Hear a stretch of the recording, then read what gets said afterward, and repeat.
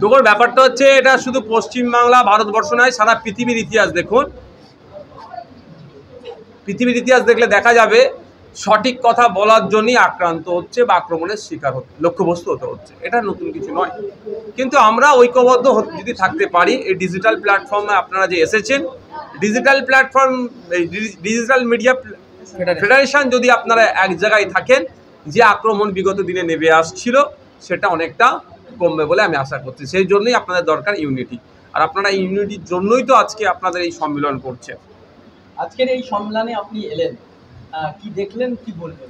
আমার কাছে দারুণ লাগলো, একটা নতুন মানে ভবিষ্যতের আমি কিছু একটা দেখতে পাচ্ছি। যে আমার আগের বক্তা আমাদের সিনিয়র মোস্ট শাহজাহান সাহেব, সিরাজ সাহেব, পলিটিশিয়ান, সরি আপনার সাংবাদিক, তিনি একটা কথা বললেন, কিছু তথ্য আমি বাস্তব কথা। কোভিডের পর থেকে ডিজিটাল প্ল্যাটফর্মে যে কি গুরুত্ব বা কতটা এরা করতে পারে, কিভাবে কোনো একটা বিষয়কে এরা দাঁড় করিয়ে দিতে পারে, মেন স্ট্রিমকে তারা এরা যে কোনো সময় হিলে দিতে পারে, সেটা প্রমাণ হচ্ছে। আর সে পশ্চিমবাংলার দক্ষিণ চব্বিশ পরগনা জেলায় আপনারা যে পদক্ষেপ নিয়েছেন, সত্যি আমার খুব ভালো লাগছে। সেই জন্যই আমি আমার ব্যস্ততার মধ্যেও আপনাদের এখানে ছুটে এসেছি, আপনাদের এই সম্মেলনের একজন হিস্সাদারি হওয়ার জন্য। আমি আশা করব যে লক্ষ্য নিয়ে আপনারা তৈরি করেছেন, মানুষের, প্রান্তিক মানুষের খবরটা হয়তো অনেক শহরে কলকাতার বাবুদের কাছে পৌঁছায় না, কিন্তু আমরা যারা এখানে সাংবাদিক আছি ম্যাক্সিমাম কিন্তু আমরা প্রান্তিক এলাকা থেকে উঠে আসছি।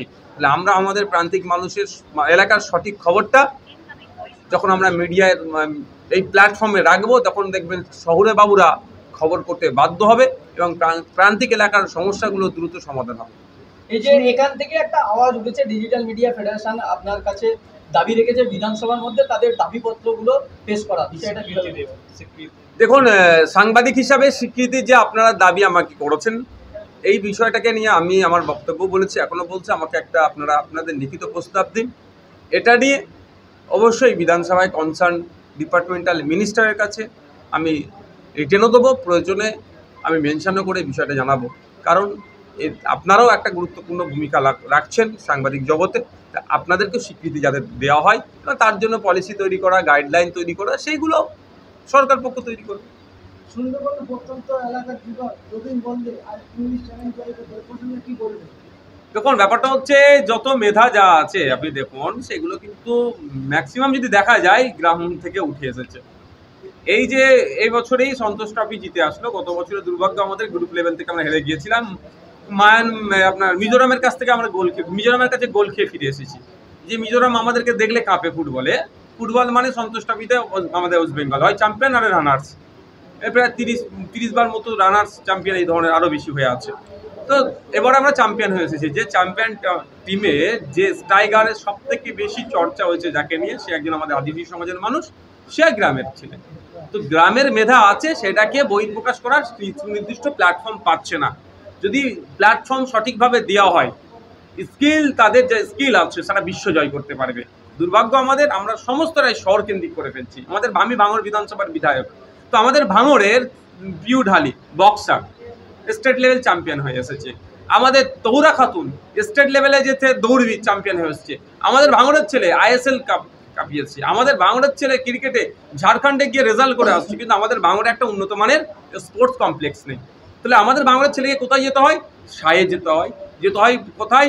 দূরে গিয়ে অনুশীলন করতে হয়। কিন্তু আমাদের ভাঙড়ের ছেলেদের অর্থনৈতিকভাবে তারা দুর্বল। বা আপনি যে ছেলেটির কথা বললেন, ও যদি, কি নাম, রবীন বলদে ভাই, ও যদি ঠিক মতো ওর অনুশীলন করার প্ল্যাটফর্ম পায়, তো বিশ্বজয় করবে। কিন্তু দুর্ভাগ্য এটাই আমাদের, ওটা ঠিক প্ল্যাটফর্ম পাচ্ছে না। যদি প্ল্যাটফর্ম পায়, এখান থেকে যে যাবে, আসবে, খাওয়া, গাড়ি ভাড়া, সেই খরচের জায়গা নয়।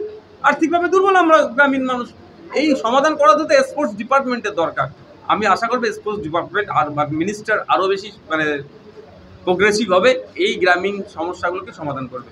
মহেশতলা সম্প্রতি ঘটে যাওয়া মহেশতলার রবীন্দ্রনগরের যে ঘটনা, যে একটা সামান্য বিষয়কে ফলওয়ালাকে বসাতে কেন্দ্র করে যে এরকম পরিস্থিতি খবরের শিরোনামে উঠে এসেছে মহেশতলা।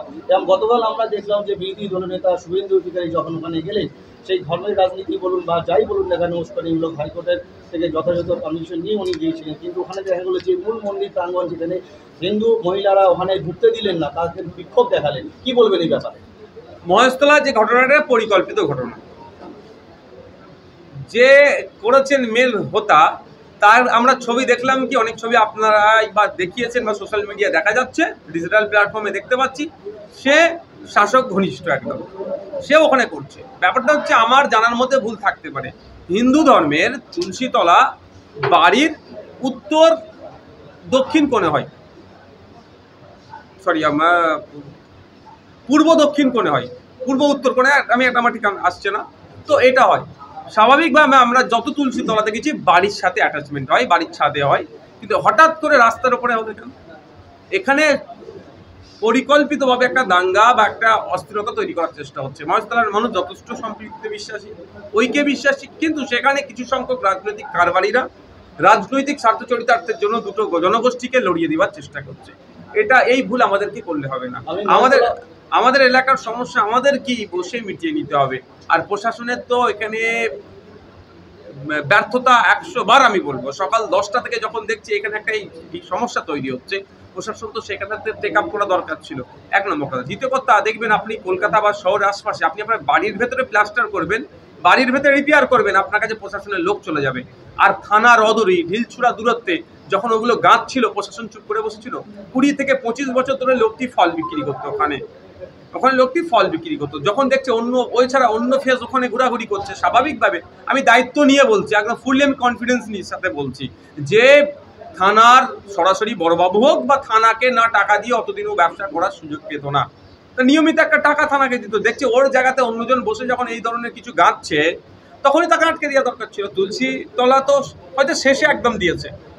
আপনার অনুষ্ঠানের সেরা সাথী মা নারায়ণী ডেকোরেটার্স। আপনার জীবনের প্রতিটি স্পেশাল দিন আরো সুন্দর করে তুলতে প্রস্তুত আমরা। প্যান্ডেল, রান্নার সরঞ্জাম, ফ্লাওয়ার ডেকোরেশন সবকিছু একসাথে এক জায়গায়।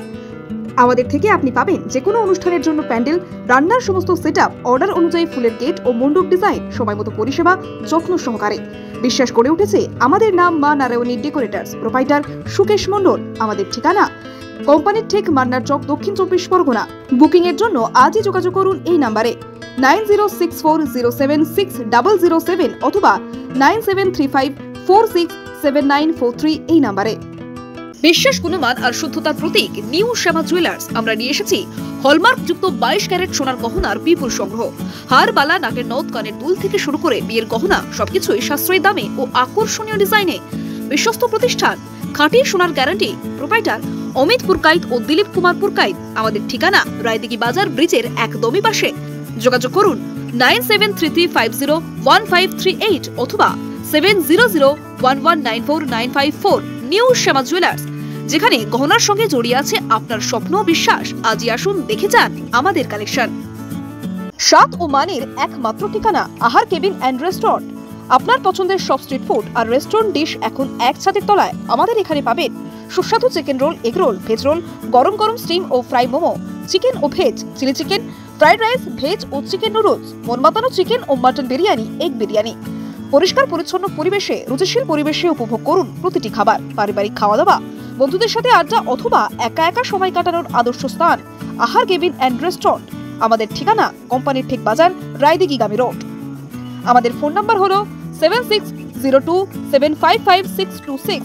আহার কেবিন, প্রতিদিনই খাওয়া এক উৎসব। স্বপ্নপুরী আবাসিক হোটেল, আপনার আরামদায়ক ও নিরাপদ থাকার একমাত্র ঠিকানা স্বপ্নপুরী হোটেল।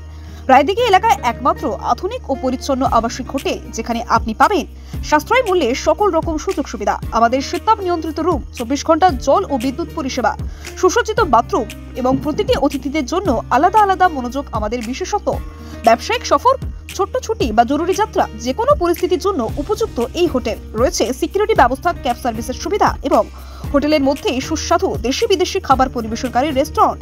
পরিচ্ছন্নতা, নিরাপত্তা ও আরামের নির্ভরযোগ্য নাম স্বপ্নপুরী হোটেল। আমাদের ঠিকানা রায়দিঘি বাজার ব্রিজের একেবারেই পাশে। যোগাযোগ করুন আজই। আমাদের ফোন নাম্বার হলো 9609131691 এই নাম্বারে।